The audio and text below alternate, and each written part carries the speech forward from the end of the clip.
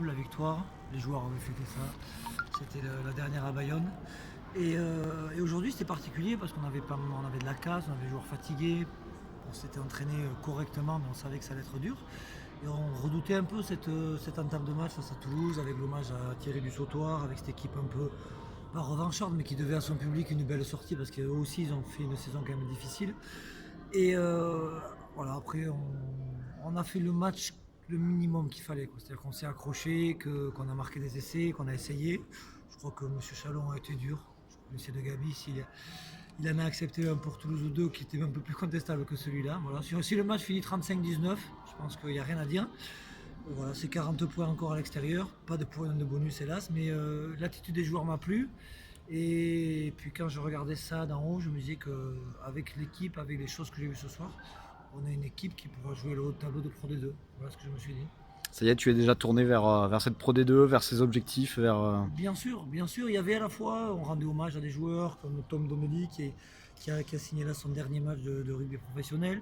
Moi j'avais rendu un hommage particulier à l'avant-match et une pensée à Gabi Lovo-Balavou qui nous quitte, qui est un joueur exceptionnel, franchement on l'a encore vu aujourd'hui. Il sait tout faire. Et j'avais dit aux joueurs avant le match d'essayer de faire ce que faisait Gabi pendant une saison, c'est-à-dire de plaquer, de courir, de marquer, de faire marquer les autres. Et il a encore fait aujourd'hui, même si on a refusé son essai. Et donc il va falloir remplacer Gabi, c'est ce que je me dis aussi. Donc ça va faire partie aussi des priorités dans le recrutement.